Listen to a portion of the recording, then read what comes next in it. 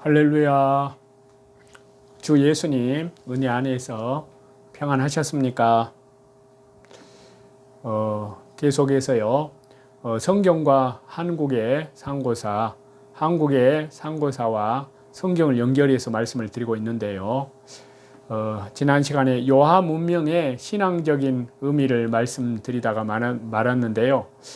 이 요하 문명은요, 성경에 구약 창세기 9장이 나오는 노아의 큰아들 셈의 후손 문명이라는 것을 말씀을 드렸고요. 또 요하 문명은 북방 민족에서 기원을 했고요.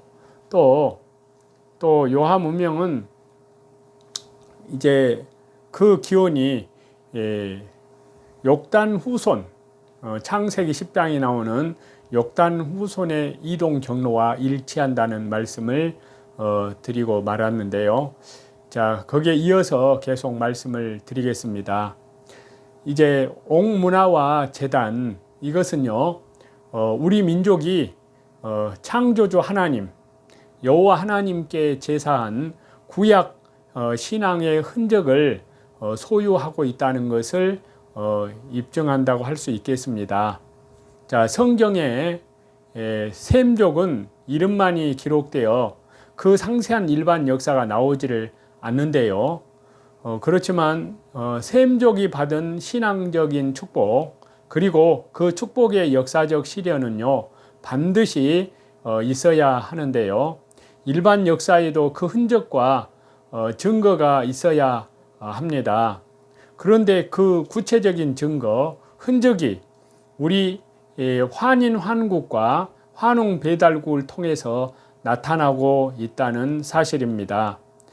셈족이 향한 지리적인 방향과 그리고 셈족을 통해서 나타나야 할 신앙적 양상이 구체적으로 환인 환국, 환웅 배달국의 대표적 문명인 요하 문명을 통해서 나타나고 있습니다. 이 또한 성령님의 감동으로 모세가 기록한 성경의 모든 내용이 사실임을 입증하는데요. 역설적으로 말씀드리면 우리 민족의 조상이 본래 셈족의 후손으로 하나님을, 여호와 하나님 찬양하는 축복의 흔적을 갖고 있고요. 이를 계승하였음을 확인시켜 준다고 할 수 있습니다. 자, 옥문화에는요, 여기에서 옥은 영생불멸의 상징을 말하고요. 또 옥은 하늘의 빛깔이자 하나님의 신성을 상징하는 보물로 인식이 됩니다. 그리고 성경에서도 하나님의 신성을 묘사함에 옥을 사용을 하고 있습니다. 또 옥기는 재정일치 사회가 형성되었음을 암시하는데요.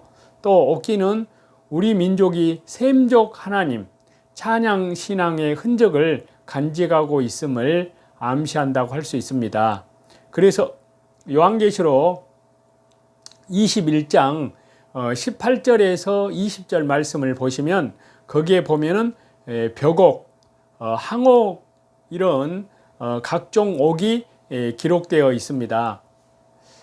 자, 옥의 상징적인 의미를 좀 살펴보려고 하는데요. 요하 문명에서 주목해야 할 것이 옥 제품입니다. 옥은 변하지 않는 보석인데요.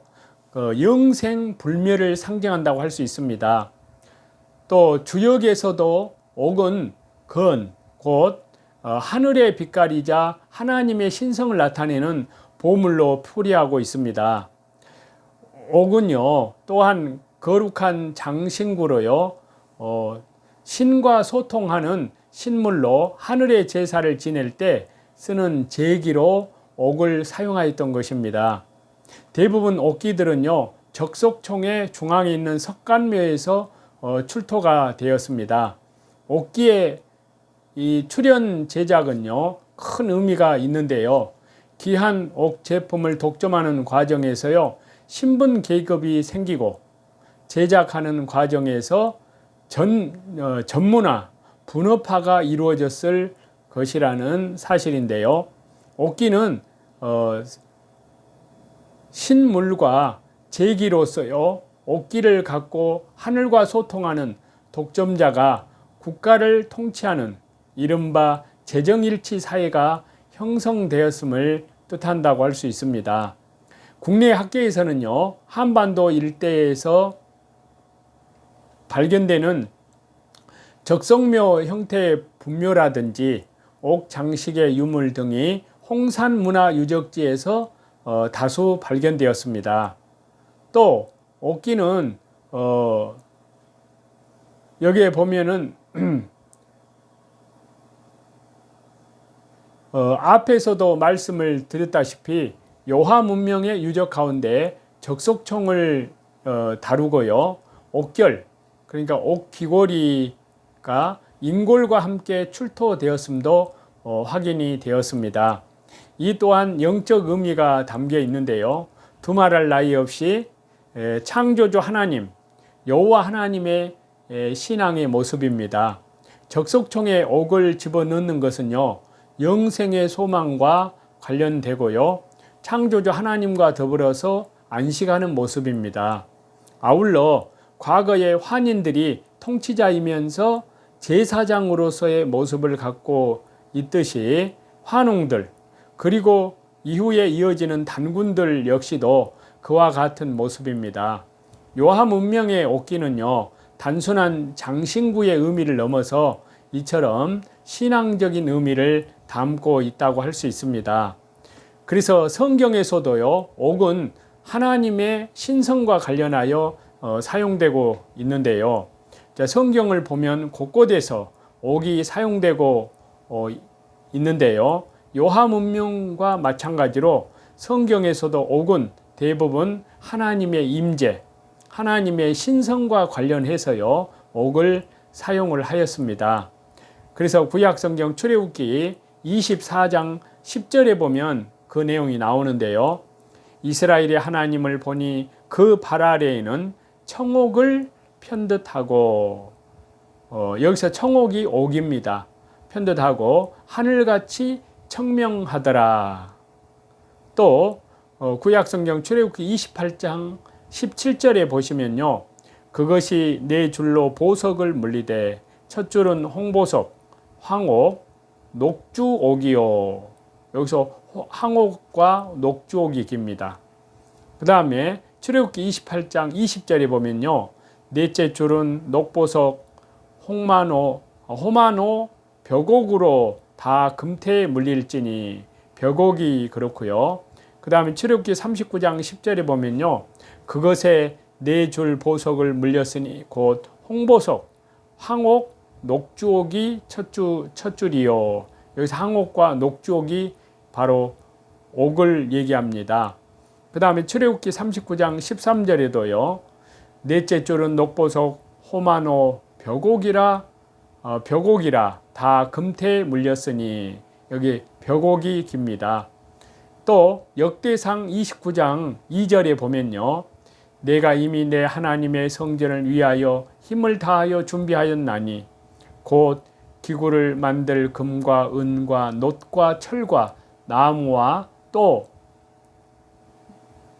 만호와 가공할 금은 보석과 채석과 다른 모든 보석과 옥돌이 매우 많으며 여기서 옥돌이 옥입니다. 그 다음에 욥기 28장 6절에도요. 그 돌에는 청옥이 있고 사금도 있으며 청옥이 깁니다. 또 아가서 5장 14절에 보면요. 손은 항옥을 물린 황금 놀이개 같고 몸은 아로 새긴 상아에 청옥을 입힌 듯 하구나. 또 이사야 54장 11절에 보면요. 너 곤고하며 광풍에 요동하여 안위를 받지 못한 자여 보라 내가 화려한 채색으로 네 돌 사이에 더하며 청옥으로 네 기초를 쌓으며 청옥이 깁니다. 그 다음에 에스겔 1장 16절에도요. 그 바퀴의 모양과 그 구조는 항옥같이 보이는데 그 넷은 똑같은 모양을 가지고 있으며 그들의 모양과 구조는 바퀴 안에 바퀴가 있는 것 같으며 항옥이 그렇습니다. 그 다음에 에스겔 10장 9절에 보면요. 내가 보니 그룹들 곁에 네 바퀴가 있는데 이 그룹 곁에도 한 바퀴가 있고 저 그룹 곁에도 한 바퀴가 있으며 그 바퀴 모양은 항옥 같으며 항옥이 그렇습니다. 그 다음에 다니엘서 10장 6절에도 보면요. 또 그의 몸은 항옥 같고 그의 얼굴은 번갯빛 같고 그의 눈은 햇불 같고 그의 팔과 발은 빛난 놋과 같고 그의 말소리는 무리의 소리와 같더라. 여기에 항옥이 그렇습니다. 그 다음에 요한계시록 4장 3절에도 보면요.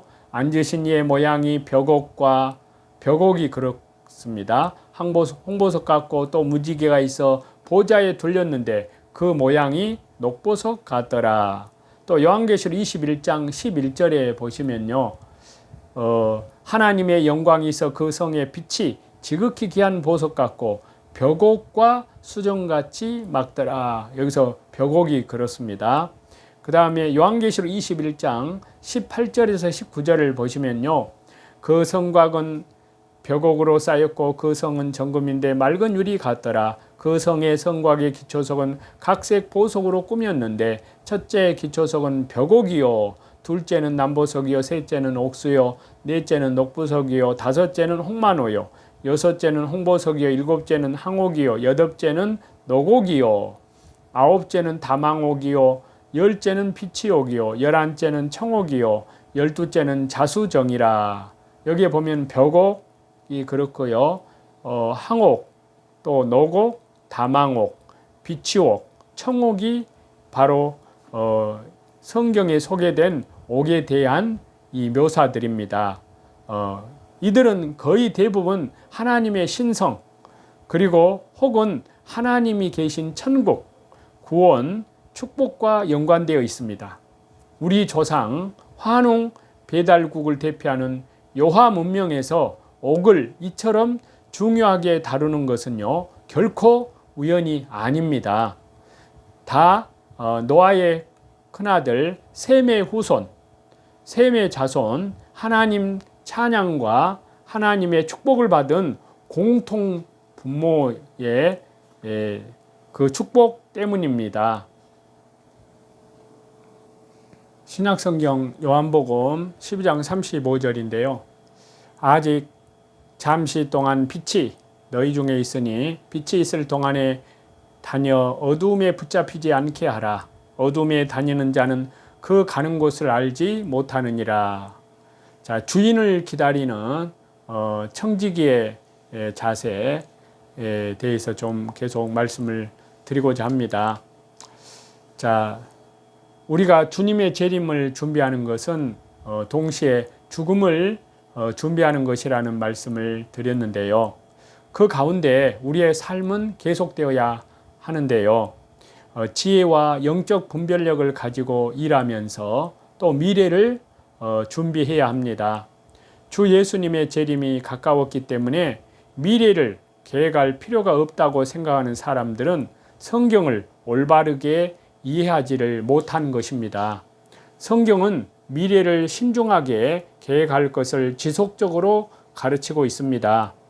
그래서 구약성경 전도서 11장 6절에 보면요, 이런 말씀이 있는데요. 너는 아침에 씨를 뿌리고 저녁에도 손을 놓지 말라.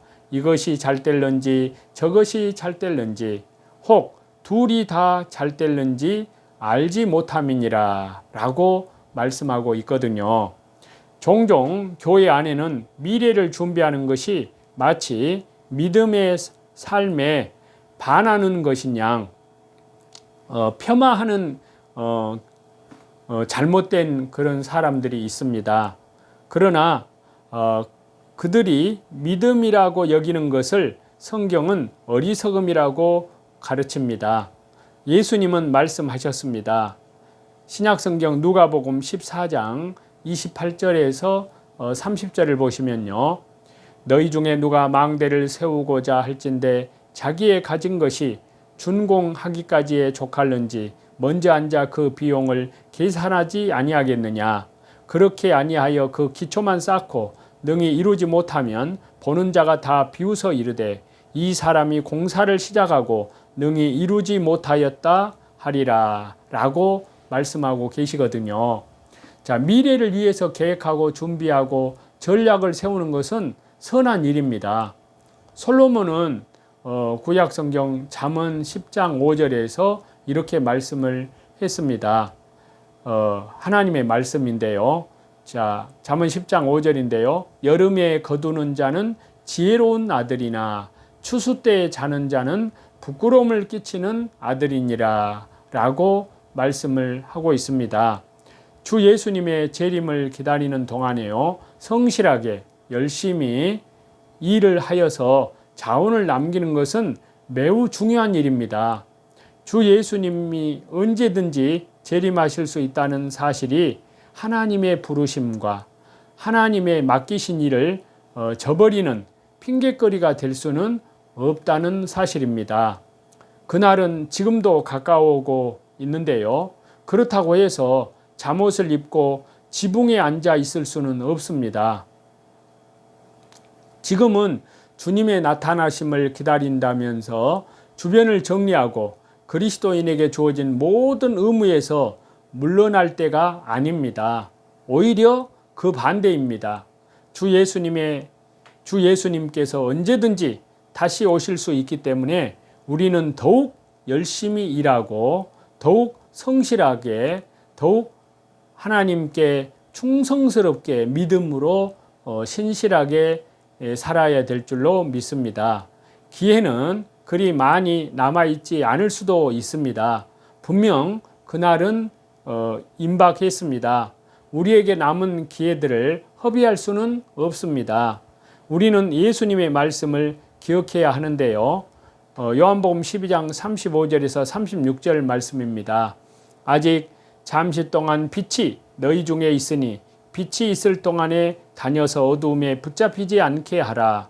어두움에 다니는 자는 그 가는 곳을 알지 못하느니라. 너희에게 아직 빛이 있을 동안에 빛을 믿으라. 그리하면 빛의 아들이 되리라 라고 주님께서 말씀을 하셨습니다.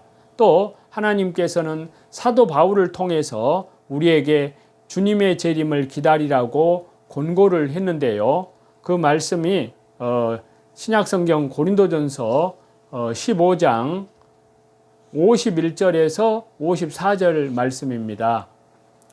보라, 내가 너희에게 비밀을 말하노니 우리가 다 잠잘 것이 아니요 마지막 나팔에 순식간에 홀연히 다 변화되리니 나팔 소리가 나매 죽은 자들이 썩지 아니할 것으로 다시 살아나고 우리도 변화되리라. 이 썩을 것이 반드시 썩지 아니할 것을 입겠고 이 죽을 것이 죽지 아니함을 입으리로다.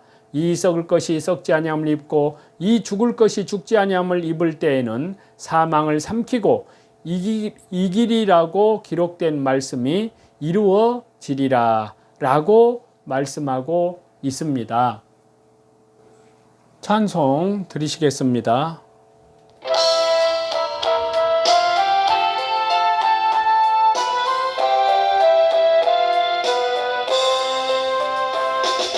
주의 곁에 있을 때 마음이 든든하오니 주여 내가 살 동안 인도하여 주소서.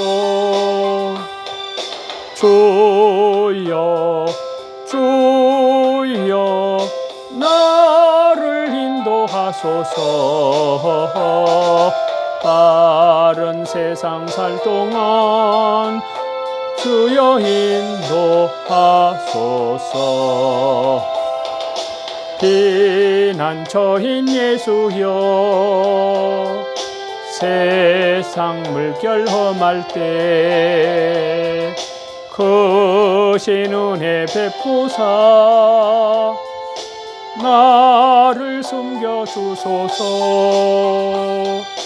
주여 주여 나를 인도하소서.